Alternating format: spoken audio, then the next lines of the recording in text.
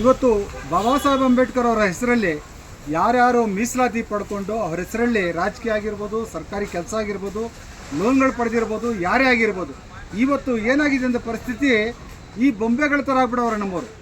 ಸರ್ಕಾರಿ ಕೆಲಸ ಪಡ್ಕೊಂಡು ಎಲ್ಲ ಸೌಲಭ್ಯಗಳು ಪಡ್ಕೊಂಡು IAS, KS, IPS, lawyer, engineer ಎಲ್ಲ ಆಗಿದ್ರು ಕೂಡ ಇವತ್ತು ಈ ಬೊಂಬೆಗಳ ಥರ ತಲೆ ಆಡಿಸೋವಂಥ ಕೆಲಸ ಆಗ್ಬಿಟ್ಟಿದೆ. ಯಾಕೆ ಅಂತ ಹೇಳಿದ್ರೆ, ಚಾಮರಾಜನಗರದಲ್ಲಿ ಒಂದು ಶಾಲೆಯಲ್ಲಿ ಅಡುಗೆ ಕೆಲಸಕ್ಕೆ ಸೇರಿಕೊಂಡಿದ್ದಾರೆ ಅಂತೇಳಿ ಮಹಿಳೆ 21 ಜನ ಮಕ್ಕಳು ಆಚೆ ಹೋಗ್ತಾರಂದರೆ ಇವತ್ತು ಕೂಡ ಯಾವುದೇ ಒಬ್ಬ ರಾಜಕಾರಣಿ ಮಾತಾಡ್ತಾ ಇಲ್ಲ, ಒಬ್ಬ ಅಧಿಕಾರಿ ಮಾತಾಡ್ತಾ ಇಲ್ಲ, ಒಬ್ಬ ಸೌಲಭ್ಯ ಪಡ್ಕೊಂಡಿರೋಂಥ ಬಾಬಾ ಸಾಹೇಬ್ ಅಂಬೇಡ್ಕರ್ ಹೆಸರಲ್ಲಿ ಯಾವೊಬ್ಬ ವ್ಯಕ್ತಿನೂ ಮಾತಾಡ್ತಾ ಇಲ್ಲ. ಅಂದರೆ ಈ ಥರ ಬೊಂಬೆಗಳ ತಲೆ ಆಡಿಸೋ ಕೆಲಸ ಮಾಡ್ತಾ ಇದ್ದಾರೆ. ಅದರಿಂದ ಈ ಥರ ತಲೆ ಆಡಿಸ್ಕೊಂಡು ಸುಮ್ಮನೆ ಇರೋ ಬದಲು ನೀವೆಲ್ಲ ರಾಜೀನಾಮೆ ಕೊಟ್ಟು ಮನೆಗೆ ಹೋದ್ರೆ ಉತ್ತಮ ಅನಿಸುತ್ತೆ. ಸರ್ಕಾರಿ ನೌಕರರು ಯಾಕೆ ಅಂತ ಹೇಳಿದ್ರೆ, ನೀವು ಸೌಲಭ್ಯಗಳನ್ನು ಪಡ್ಕೊಂಡು ನಿಮ್ಮ ಹೆಂಡತಿ ಮಕ್ಕಳಿಗೆ ಮಾತ್ರ, ನಿಮ್ಮ ಮನೆಗೆ ಮಾತ್ರ ಸೀಮಿತ ಆದರೆ ನೀವು ಈ ಜಾತಿಗೆ ಮಾಡಿರುವ ದೊಡ್ಡ ದ್ರೋಹ ಆಗುತ್ತೆ, ದೊಡ್ಡ ಮೋಸ ಆಗುತ್ತೆ. ಅದರಿಂದ ಮೀಸಲಾತಿ ಪಡೆದಿರುವಂಥ ಪ್ರತಿಯೊಬ್ಬರು ಕೂಡ ಇವತ್ತು ವಾಯ್ಸ್ ಮಾಡಬೇಕಾಗಿದೆ, ಧ್ವನಿ ಎತ್ತಬೇಕಾಗಿದೆ.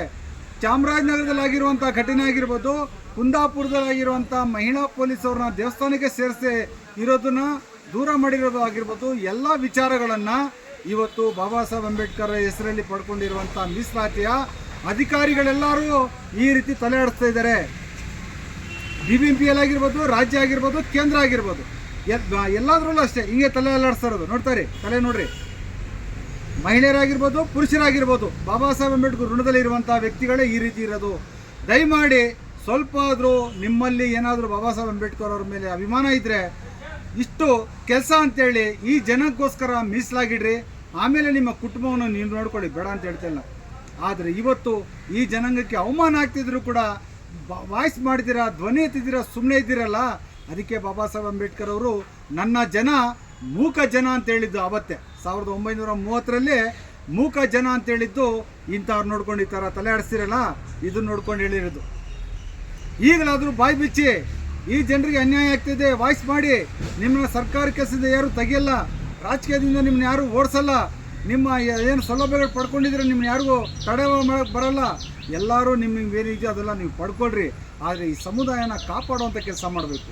ಎಲ್ಲ ಅಧಿಕಾರಿಗಳಿಗೆ ಎಚ್ಚರಿಕೆ ಕೊಡ್ತಾ, ಬರೀ ನೀವು ಮನೆ ಮಠ ಆಸ್ತಿ ಚಿನ್ನ ಬೆಳ್ಳಿ ಇದಕ್ಕೆ ಸೀಮಿತ ಆದರೆ ನೀವು ಪಡ್ಕೊಂಡಿರೋಂಥ ಮೀಸಲಾತಿಯಲ್ಲಿ ಜನಸಂಖ್ಯೆ ಆಧಾರದ ಮೇಲೆ ಆ ಕೆಲಸಗಳಿಗೆ ರಾಜೀನಾಮೆ ಕೊಟ್ಟು ಮನೆಗಳಿಗೆ ಹೋದರೆ ಆ ಕೆಲಸವನ್ನು ಯಾರಾದರೂ ಸಮಾಜದ ಕೆಲಸ ಮಾಡುವಂಥ ವ್ಯಕ್ತಿಗಳು ಬರ್ತಾರಂತ ಹೇಳ್ತಾ, ಈ ರೀತಿ ಇರೋದು ಬೇಡ. ದಯವಿಟ್ಟು ಈ ರೀತಿ ಇರೋದು ಬೇಡ, ನೀವು ವಾಯ್ಸ್ ಮಾಡಬೇಕಂತೇಳಿ ತಮ್ಮಲ್ಲಿ ಮನವಿ ಮಾಡಿಕೊಳ್ಳುತ್ತಾ ನನ್ನ ಮಾತು ಮುಗಿಸ್ತೀನಿ. ಜೈ ಭೀಮ್, ಜೈ ಕಾಂಚನ.